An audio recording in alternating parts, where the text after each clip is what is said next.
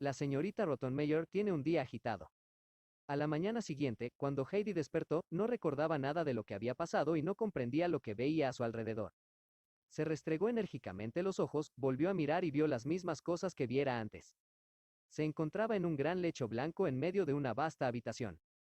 En las ventanas colgaban largas cortinas, también blancas, que dejaban filtrar la luz. Muy cerca de ellas había dos butacas tapizadas con telas floreadas. La misma tela cubría un sofá junto a la pared. Ante él se hallaba una mesa redonda y, en una esquina, un tocador lleno de objetos que Heidi no había visto jamás. Entonces, de pronto, recordó que estaba en Frankfurt. Todos los acontecimientos del día anterior acudieron inmediatamente a su memoria, y al mismo tiempo, las instrucciones de la dama, las que había podido oír antes de dormirse. Heidi saltó del lecho y se vistió. Después corrió de una ventana a otra. Tenía que ver el cielo y el exterior, pues se sentía como enjaulada tras aquellas grandes cortinas. No pudiendo abrirlas, se deslizó detrás de ellas para llegar a una de las ventanas, pero era tan alta que difícilmente alcanzaba a asomar la cabeza. Lo poco que veía no era, evidentemente, lo que deseaba ver. Cambió de ventana un par de veces y luego volvió a la primera, pero siempre veía lo mismo: paredes, ventanas y más paredes. Una viva inquietud la asaltó. Era todavía muy temprano. Heidi estaba acostumbrada a levantarse con la aurora en la montaña y asomarse a la puerta de la cabaña para ver qué día hacía fuera, si el cielo estaba azul, si el sol había salido ya, si los abetos susurraban, y para comprobar si las florecillas se habían abierto ya. Como un pajarillo que se viera por primera vez encerrado en una bella jaula de oro y que volara de aquí para allá buscando la salida para lanzarse al aire libre, Heidi iba de una ventana a otra, intentando abrirlas. Tenía que haber algo más que paredes y ventanas afuera, la hierba verde por ejemplo, o las últimas nieves que se derretían en las pendientes de las montañas, todo aquello que tanto echaba de menos. Por mucho que tirara, golpeara y tratara de colocar los dedos debajo de los marcos para hacer fuerza, las ventanas seguían cerradas a cal y a canto. En fin, cuando vio que todos sus esfuerzos eran inútiles, renunció a su plan y se puso a pensar cómo podría salir de la casa y encontrar el prado, pues recordaba que al llegar a la casa el día anterior no había pisado más que adoquines. En aquel preciso instante oyó llamar a la puerta. Tinet asomó la cabeza y dijo brevemente: «El desayuno está servido». Heidi no pudo comprender que estas palabras fueran una invitación para tomar el desayuno. El rostro burlón de Tinet incitaba más bien a no acercarse a ella y Heidi así lo entendió. Cogió un pequeño taburete de debajo de la mesa y se sentó en un rincón para esperar el desarrollo de los acontecimientos. Al cabo de un buen rato, oyó un rumor de pasos. Era la señorita Rottenmeier, la cual parecía tan excitada como la noche anterior. Abrió la puerta y dijo gritando: «¿Qué significa esto, Adelaida? ¿Es que no sabes lo que quiere decir desayunar? Anda, vamos». Eso, Heidi lo comprendió y siguió a la señorita Rottenmeier. Clara, que estaba en el comedor hacía ya un buen rato, saludó a Heidi afectuosamente. Estaba mucho más alegre que de costumbre, porque sabía que también hoy iban a producirse nuevos sucesos. El desayuno transcurrió sin incidentes. Heidi se comió su tostada con perfecta corrección. Cuando hubieron terminado, Clara fue llevada a la sala de estudio en su sillón, y la señorita Rottenmeier ordenó a Heidi que permaneciera con la muchacha hasta que llegara el profesor. Cuando las dos estuvieron solas, Heidi se apresuró a preguntar: «¿Cómo se puede mirar por la ventana para ver lo que hay fuera?». «Pues se abre y luego se mira», repuso Clara, divertida con la pregunta. «Estas ventanas no se pueden abrir». «Claro que sí», replicó Clara, «lo que sucede es que tú aún no puedes. Yo no puedo ayudarte. Pero cuando veas a Sebastián, no tienes más que decirle que abra una». Fue para Heidi una gran sensación de alivio saber que las ventanas podían abrirse y que se podía mirar hacia afuera, pues la niña aún estaba bajo la impresión de hallarse encerrada. Después, Clara empezó a hacerle preguntas sobre la vida que llevaba en su cabaña, y Heidi, feliz, le habló de los Alpes, de las cabras, de los pastos, y de todo lo que amaba. Mientras tanto había llegado el profesor, pero la señorita Rottenmeier, en vez de conducirlo, como tenía por costumbre, a la sala de estudio, lo hizo pasar al comedor para tener una conversación con él. Le describió la apurada situación en la que se encontraba. Había sido ella, en efecto, la que había escrito al señor Sesemann a París, donde se encontraba entonces, diciéndole que su hija deseaba tener una compañera. Pensaba que sería un estímulo para Clara en los estudios y un agradable entretenimiento fuera de las horas de clase. En realidad, le importaba mucho que hubiese alguien en casa para entretener a la niña enferma cuando ella no tenía ganas de hacerlo, lo que ocurría a menudo. El señor Sesemann respondió que estaba dispuesto a complacer a su hija, con la condición de que la compañera fuera tratada como su propia hija, pues no quería en modo alguno que en su casa se maltratara a una niña, lo cual era un comentario totalmente inútil del señor, añadió la señorita Rottenmeier, porque ¿quién iba a maltratar a los niños? Y reanudó su relato, haciendo saber al profesor en qué trampa había caído respecto a aquella criatura y dando numerosos ejemplos de su falta total de los principios más rudimentarios. Por lo tanto, no solo el profesor habría de comenzar por enseñarle el ABC, sino que ella misma, la señorita Rottenmeier, se vería obligada a inculcarle los modales más elementales. Para salir de esta desastrosa situación ella no veía más que una solución, que el señor profesor declarase que dos alumnas tan diferentes no podrían recibir la misma enseñanza sin perjuicio de la más adelantada.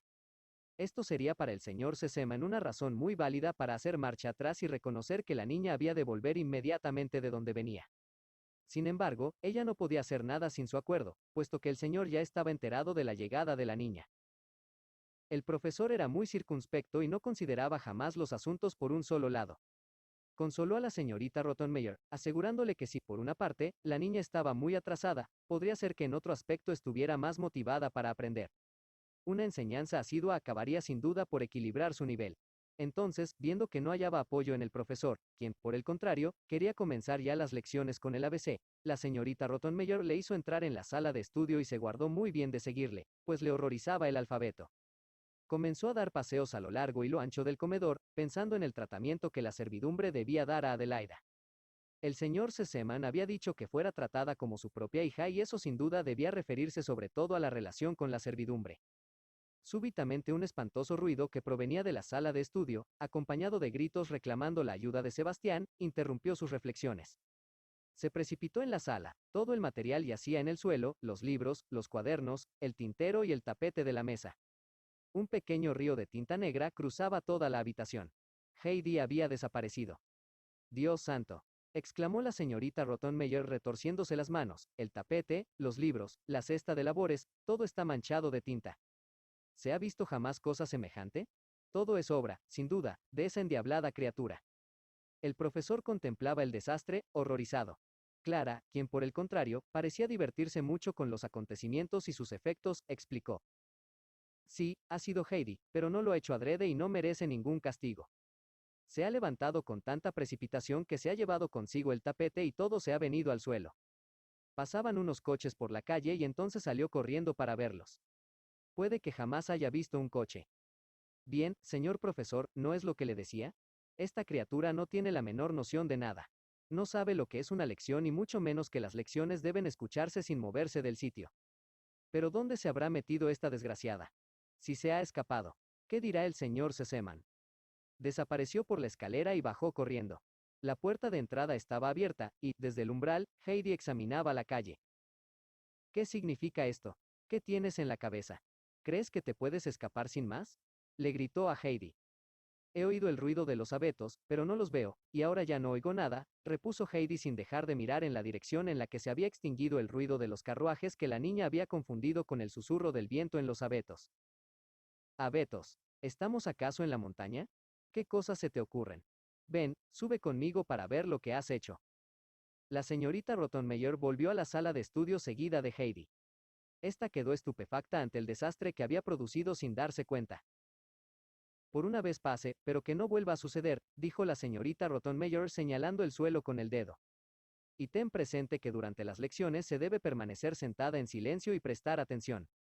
Si no lo haces, me veré obligada a atarte a la silla. ¿Has entendido?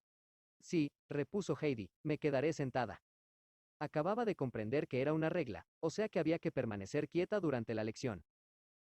Tinet y Sebastián tuvieron que ponerlo todo en orden. El profesor se fue, las lecciones fueron suspendidas. Aquella mañana no había habido ocasión de bostezar. Todos los días, después de comer, Clara solía dormir la siesta y la señorita Rottenmeier le había dicho a Heidi que podía escoger ella misma sus ocupaciones. Cuando Clara se fue a descansar y la señorita Rottenmeier se retiró a su habitación, Heidi se dio cuenta de que había llegado ese momento. Era precisamente lo que anhelaba, pues tenía una idea en la cabeza. Pero para realizarla, necesitaba ayuda. Se colocó pues en medio del pasillo, al lado de la puerta del comedor para que no se le escapara la persona a la que pensaba pedir el favor. Y, en efecto, Sebastián apareció pronto con una bandeja llena de cubiertos de plata que iba a guardar en el aparador. Cuando alcanzó el último escalón, Heidi avanzó hacia él y dijo bien claramente, «Sebastián o usted». Sebastián abrió los ojos desmesuradamente y repuso secamente, «¿Qué significa eso, señorita?» Desearía pedirle una cosa, pero no es una cosa mala, como la de esta mañana, le tranquilizó Heidi, porque había advertido que estaba un poco contrariado y pensó que era por la tinta derramada. ¿Y por qué me llama, Sebastián o usted? Primero quisiera saber eso, prosiguió con el mismo tono seco. Siempre debo llamarle así, aseguró Heidi. La señorita Rottenmeier lo ha mandado.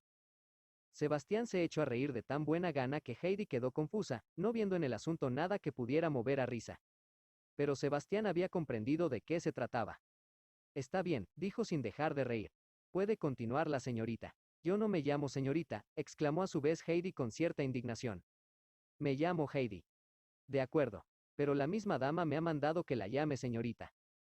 Ah, sí, entonces es que es así como debo llamarme, repuso Heidi con resignación, pues se daba cuenta de que las cosas debían suceder tal y como la señorita Rottenmeier ordenara. Ya tengo 3 nombres, dijo con un suspiro. ¿Qué es lo que la señorita quería preguntarme? Dijo Sebastián después de entrar en el comedor y dejar la bandeja en el aparador. ¿Cómo se puede abrir la ventana, Sebastián? Así, es muy fácil, dijo, abriendo de par en par una de las ventanas del comedor. Heidi se acercó, pero era demasiado bajita para ver nada. Sebastián le trajo un gran taburete de madera, diciéndole: «La señorita no tiene más que subir aquí para ver lo que pasa abajo». Heidi se apresuró a encaramarse en el taburete para poder ver por fin el paisaje, pero enseguida retiró la cabeza, profundamente decepcionada. «Solo se ve la calle, y nada más», dijo la niña tristemente, «pero si se da la vuelta a la casa, Sebastián, ¿qué se ve por el otro lado?» «Exactamente lo mismo», repuso Sebastián. «Entonces, ¿dónde hay que ir para ver hasta muy lejos en el valle?» «Para eso hay que subir a una alta torre, al campanario de una iglesia como aquella que ve allí con una bola dorada en la cúspide. Desde allí se ve hasta muy lejos por encima de la ciudad». Heidi, después de haberle escuchado con profunda atención, salió del comedor, bajó las escaleras corriendo y se encontró en la calle. Pero lo que se proponía era más difícil de lo que en un principio imaginara. Desde la ventana le pareció que el campanario se hallaba en línea recta ante ella, que no tenía más que pasar al otro lado para llegar a él. Entonces bajó la calle, pero no veía ningún campanario, luego bajó otra calle y otra, y seguía sin verlo. Pasaba mucha gente por su lado, pero todos tenían prisa y Heidi se dijo que no tendrían tiempo para indicarle el camino. Al doblar una esquina, vio a un muchacho que llevaba a la espalda un organillo y al brazo un curioso animal. Heidi se acercó y le preguntó: «¿Dónde está la torre que tiene en lo más alto una bola dorada?» «No sé», repuso el muchacho. «¿A quién lo tengo que preguntar?», siguió preguntando Heidi. «No sé. ¿Conoces alguna otra iglesia que tenga un campanario?» «Sí, conozco una». «Entonces enséñame dónde está». «Enséñame tú antes lo que me darás a cambio». El muchacho tendió la mano. Heidi buscó en su bolsillo y sacó un cromo que representaba una corona de rosas rojas. Lo contempló durante un momento, pues le dolía desprenderse de él. Se lo había dado Clara aquella misma mañana. Pero si pudiera ver el valle y las verdes laderas de la montaña. «Toma», dijo Heidi. «¿Lo quieres?» El muchacho retiró la mano haciendo un gesto negativo. «Entonces, ¿qué quieres?», preguntó la niña, volviendo, aliviada, a guardarse el cromo. «Dinero. Yo no tengo, pero Clara sí que tiene y me dará». «¿Cuánto quieres?» «20 céntimos». «Pues, ven». Ambos echaron a andar. En el camino, Heidi preguntó a su compañero qué era lo que llevaba en la espalda cubierto con un paño. El muchacho le explicó que era un órgano del que salía una preciosa música cuando se daba vueltas a la manivela. Llegaron a una vieja iglesia con su alto campanario. El muchacho se detuvo y dijo: «Es aquí».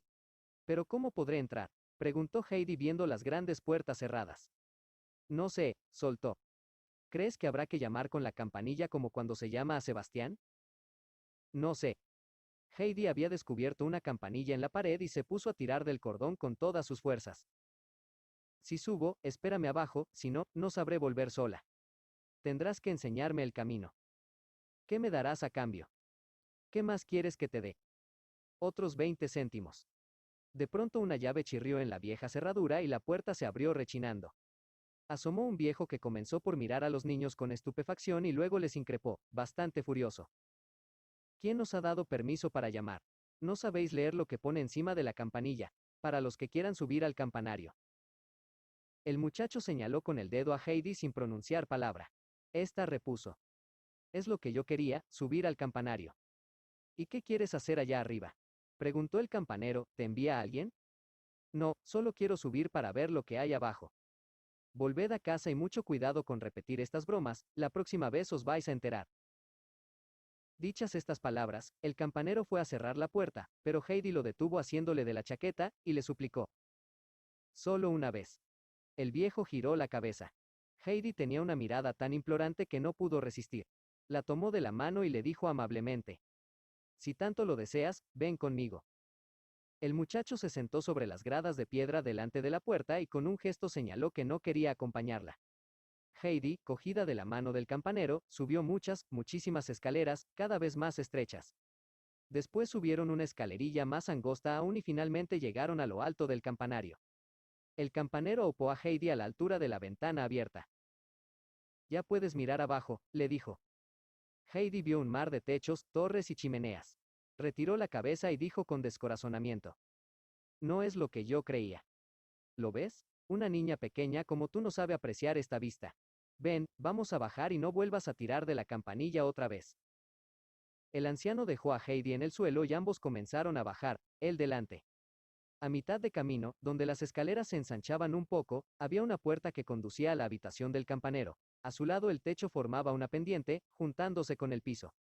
Allí, ante una cesta, había una gran gata gris que comenzó a maullar amenazadoramente, porque en la cesta estaban sus crías y la madre advertía a los visitantes que no debían mezclarse en asuntos de familia. Heidi se detuvo sorprendida. En su vida había visto un gato tan grande. Había muchísimos ratones en el campanario y el animal cazaba con facilidad media docena cada día. El campanero, advirtiendo la sorpresa de Heidi, le dijo. Acércate. No te hará nada si estás conmigo. Puedes mirar los gatitos. Heidi se acercó a la cesta y gritó, loca de alegría. Oh, qué bonitos son. Qué chiquitines. Se puso a dar vueltas alrededor de la cesta para ver mejor los 7 u 8 meninos que se subían unos encima de los otros, trataban de encaramarse al borde de la cesta y caían de espaldas una y otra vez. ¿Te gustaría tener uno? Preguntó el anciano, que disfrutaba viendo la alegría de la niña. ¿Uno para mí sola? ¿Para tenerlo siempre? Exclamó sin poder dar crédito a lo que oía. Sí, sí, solo para ti. Y si los quieres todos y tienes donde ponerlos, te los puedes llevar, añadió, ya que no deseaba otra cosa que deshacerse de los animales sin verse obligado a matarlos. Heidi se sentía colmada de felicidad. Sin duda alguna que había sitio para ellos en la inmensa casa donde ahora vivía. Oh, qué contenta se pondría Clara cuando la viera llegar con tan lindos gatitos. ¿Pero cómo podría llevármelos? Preguntó Heidi tendiendo la mano para coger uno. La gran gata se arrojó entonces sobre su brazo y maulló con aire tan amenazador que la niña retrocedió asustada. Si me dices dónde vives, yo te los llevaré, dijo el campanero acariciando a la gata para calmarla, pues eran buenos amigos. Hacía mucho tiempo que vivían juntos en el viejo campanario. Vivo en la casa del señor Sesemann, que en la puerta tiene una cabeza de perro dorada, con un gran anillo en la boca, repuso vivamente Heidi. El anciano no necesitaba tantas explicaciones. Desde que vivía en el campanario conocía todas las viviendas de muchas leguas a la redonda. Además, Sebastián era buen amigo suyo. Ya sé dónde es, repuso el viejo. Dime cuando lleve a los gatos, ¿por quién he de preguntar? Porque tú no perteneces a la casa Sesemann, ¿verdad? No, pero está clara, que se alegrará mucho cuando vea a los gatitos. El campanero quería irse, pero Heidi no podía decidirse a dejar aquel espectáculo tan divertido. Si pudiera llevarme ahora uno o dos. Uno para mí y otro para Clara, ¿me deja? Espérate un momento, dijo el campanero. Cogió la gata con precaución y la dejó en su habitación, delante de un platito de leche. Después cerró la puerta y volvió al lado de Heidi. Ahora toma los dos gatitos. Los ojos de la niña brillaron de gozo.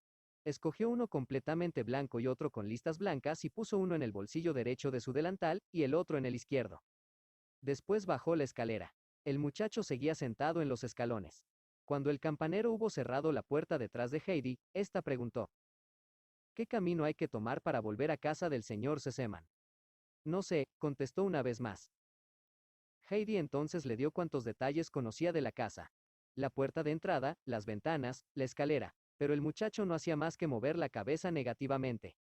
Todo aquello le era desconocido. Mira, si te asomas a una de las ventanas, se ve una casa grande y gris que tiene un tejado así, explicó Heidi marcando en el espacio varios zigzags con el dedo índice. Enseguida, el muchacho se puso en pie de un salto, tenía la misma forma de orientarse que ella, y se fue derecho hacia la casa, seguido de Heidi. En poco tiempo llegaron a la gran puerta adornada con una cabeza de perro de latón. Heidi tiró del cordón de la campanilla y apareció Sebastián, que, apenas vio a la niña, exclamó: «Deprisa, deprisa». Heidi se apresuró a entrar y Sebastián cerró la puerta sin reparar en el muchacho que no salía de su asombro. «Deprisa, señorita», repitió Sebastián, «al comedor, ya están sentadas a la mesa. La señorita Rottenmeier está a punto de explotar. Pero ¿cómo se le ha ocurrido hacer esta escapada?». Heidi entró en la habitación. La señorita Rottenmeier no levantó los ojos de su plato. Clara tampoco dijo nada. Ese silencio era inquietante. Sebastián colocó en su sitio la silla de Heidi. Cuando estuvo sentada, la señorita Rottenmeier le dijo con rostro severo y tono solemne: «Adelaida, después de la comida he de hablar contigo. De momento te diré solo que lo que has hecho es muy grave y merece castigo. Marcharse de casa sin pedir permiso, sin decir nada a nadie, y andar por Dios sabe dónde toda la tarde, es una conducta en verdad sin precedentes». Miau. Se escuchó por toda respuesta. Entonces la dama montó en cólera. «¿Cómo, Adelaida?», gritó con una voz cada vez más aguda.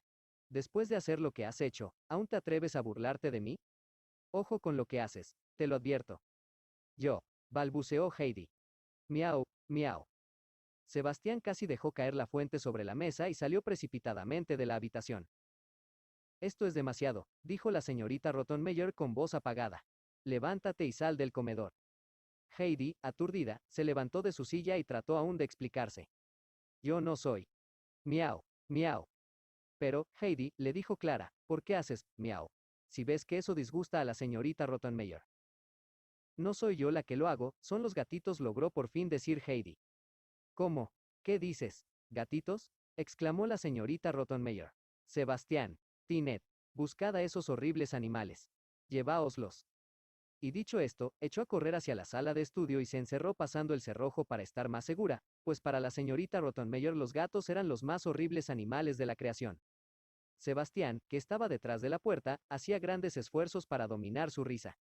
Al acercarse a Heidi para servirla, había visto que por uno de sus bolsillos asomaba una cabeza de gato, y se imaginaba la escena que se iba a producir. Cuando por fin recobró la serenidad, entró en el comedor. Hacía un buen rato ya que la señorita Rottenmeier había huido pidiendo auxilio, y la calma había vuelto. Clara tenía los gatitos en el regazo y Heidi estaba arrodillada ante ella. Ambas jugaban, encantadas, con los graciosos animalitos. «Sebastián», le dijo Clara al verle entrar, «necesitamos su ayuda. Tendría que encontrar un sitio para los gatos donde la señorita Rottenmeier no los pueda descubrir, porque les tiene mucho miedo y no los quiere en la casa. Pero nosotras los encontramos muy monos y nos gustaría quedárnoslos. Los sacaremos del escondite cuando estemos solas. ¿Dónde podríamos guardarlos?». «Yo me encargo de eso, señorita Clara», se apresuró a responder Sebastián. «Les haré una camita en una cesta y la pondré en un rincón al que una dama temerosa no tratará de llegar, puede contar con ello». Sebastián puso en el acto manos a la obra riendo para sus adentros, pues pensaba, esto no acabará aquí. No le disgustaba ver a la señorita Rottenmeier perder la compostura. Más tarde, a la hora de acostarse, la señorita Rottenmeier entreabrió la puerta de la sala de estudio y preguntó: «¿Han desaparecido ya esos repulsivos animales?». «Naturalmente», respondió Sebastián, que se había quedado en la habitación, sabiendo que se le iba a hacer la pregunta. Cogió rápidamente los dos gatitos que permanecían en el regazo de Clara y desapareció con ellos. En cuanto al sermón que la señorita Rottenmeier reservaba para Heidi, fue dejado para el día siguiente, pues aquella noche se encontraba agotada por las emociones, la ira y el susto que la niña le había causado sin saberlo. Se retiró pues en silencio, y las dos niñas hicieron lo mismo, muy contentas de saber que sus gatitos estaban seguros en una buena cama. Hay cierta confusión en la casa Sesemann. A la mañana siguiente, apenas Sebastián acababa de abrir la puerta al profesor y de conducirlo a la sala de estudio, sonó por segunda vez la campana, con tanta fuerza, que el criado echó a correr escaleras abajo, porque pensaba, solo el señor Sesemann llama así. Será él, que, sin duda, ha llegado sin avisar. Abrió la puerta y se encontró frente a un muchacho andrajoso que llevaba sobre la espalda un organillo. «¿Qué significa esto?», exclamó Sebastián. «Vaya un modo de llamar. ¿Qué es lo que quieres?». «Quiero ver a Clara». «Tú, con este aspecto». ¿Y no puedes decir, señorita Clara, como todo el mundo? Me debe 40 céntimos, repuso el muchacho. Tú has perdido la cabeza. ¿Y cómo sabes que vive en esta casa una señorita que se llama Clara? Ayer le enseñé el camino de ida por 20 céntimos y el de vuelta por otros 20. Dices mentiras. La señorita Clara nunca sale de casa. No puede andar. Anda, vete y que no te vea más por aquí. Pero el muchacho no se dejó intimidar. Permaneció inmóvil diciendo fríamente. Yo la vi ayer en la calle. Le puedo decir cómo es. Tiene los cabellos negros, cortos y rizados, los ojos, del mismo color, y llevaba un vestido oscuro. No habla como nosotros. Ya veo, se dijo Sebastián, riendo para sus adentros, es la pequeña señorita que ha vuelto a hacer alguna de las suyas. Después, haciendo pasar al muchacho, le dijo. Está bien. Sígueme y espera detrás de la puerta hasta que yo vuelva a salir. Si te hago entrar, toca algo en el organillo. Esto complacerá a la señorita. Subió, llamó a la sala de estudio y entró. Hay un muchacho abajo que quiere hablar personalmente con la señorita Clara, dijo Sebastián. Ante tan inesperado suceso, Clara se alegró. Entonces que entre enseguida, repuso, ¿verdad, señor profesor? Pero el muchacho, sin esperar a que le dieran permiso, se había introducido en la sala y, obedeciendo a una seña de Sebastián, comenzó a tocar el organillo. La señorita Rottenmeier, que estaba en el comedor para librarse de las lecciones del ABC, aguzó el oído. ¿Aquellos sonidos llegaban de la calle? ¡Qué curioso! Se habría dicho que venían de la sala de estudio. Un organillo en la casa. Cruzó a toda prisa el comedor y abrió bruscamente la puerta de la sala de estudio. ¿Era posible? Había, en medio de la habitación, un andrajoso organillero que tocaba el instrumento con mucho entusiasmo. El profesor parecía querer decir algo, pero no se oía nada. Clara y Heidi escuchaban la música con caras de felicidad. Parad inmediatamente, gritó la señorita Rottenmeier, pero la música cubría su voz. Se precipitó hacia el muchacho, pero de pronto, sintió que sus pies tropezaban con algo. Un horrible animal negro se arrastraba por el suelo. Era una tortuga. La señorita dio un salto como no lo había dado en muchísimos años y chilló. Sebastián, Sebastián. El órgano enmudeció instantáneamente, pues esta vez los gritos habían sido más fuertes que la música. Sebastián, de pie detrás de la puerta, era presa de un ataque de risa al ver los brincos que daba el ama de llaves. Al fin, pudo entrar. La señorita Rottenmeier se había derrumbado en un sillón. Sebastián, que se vayan todos, músicos y animales. Inmediatamente. Sebastián se apresuró a obedecer.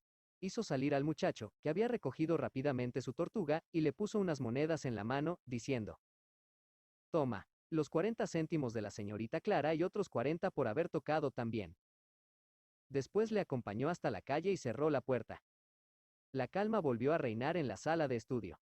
Se había reanudado la lección interrumpida y la señorita Rottenmeier se había quedado en la misma sala para que no volvieran a suceder semejantes calamidades.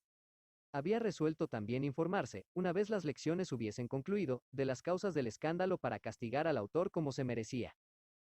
En aquel momento volvió a sonar la campana de la puerta y Sebastián entró para anunciar que habían traído una cesta para la señorita Clara. ¿Para mí?, preguntó esta intrigada y pensando de quién podía ser. Tráigamela enseguida, por favor, Sebastián. Sebastián se fue y reapareció momentos después con una gran cesta tapada. La dejó y desapareció. Opino que sería conveniente terminar ahora la lección y después destapar la cesta, manifestó la señorita Rottenmeier. Pero Clara, que no podía adivinar lo que contenía la cesta, no cesaba de dirigirle miradas impacientes. Señor profesor, exclamó de pronto, interrumpiéndose en medio de una declinación, ¿no podría destapar la cesta un momentito para ver lo que hay dentro y después continuaría enseguida la lección? Por un lado accedería, pero por el otro, me opondría, repuso el profesor. Lo que especialmente hace que me incline por lo primero, es que toda vuestra atención ya está concentrada en la cesta. No tuvo tiempo de acabar su discurso. La tapa de la cesta no estaba bien cerrada y de golpe aparecieron 1, 2, 3 gatitos, seguidos de otros, que echaron a correr por toda la habitación con tal rapidez que se hubiera dicho que había muchos más de los que en realidad eran. Se agarraban a las botas del profesor, mordisqueaban sus pantalones, se encaramaban a la falda de la señorita Rottenmeier, le hacían cosquillas en los pies, saltaban alrededor del sillón de Clara, arañaban y maullaban. Un verdadero barullo. Clara se sentía feliz como nunca y no cesaba de exclamar: ¡Oh, qué preciosidad de animalitos! Mira cómo saltan por todos lados, qué divertido, mira, mira aquel, Heidi. Heidi, no menos encantada que Clara, corría tras ellos por la habitación. El profesor, de pie ante la mesa, muy desconcertado, levantaba ora un pie ora el otro, para tratar de sustraerlos al desagradable hormigueo. En cuanto a la señorita Rottenmeier, seguía sentada en su sillón, muda de terror, pero después de un rato empezó a gritar con todas sus fuerzas: «Tinet. Tinet. Sebastián. Sebastián». No se atrevía a dejar su sillón, temiendo que aquellos pequeños monstruos les diera por saltar sobre ella todos a un tiempo. Sebastián y Tinet acudieron al fin, cazaron una por una las pequeñas criaturas, y las pusieron en la cesta. Después Sebastián se los llevó al granero,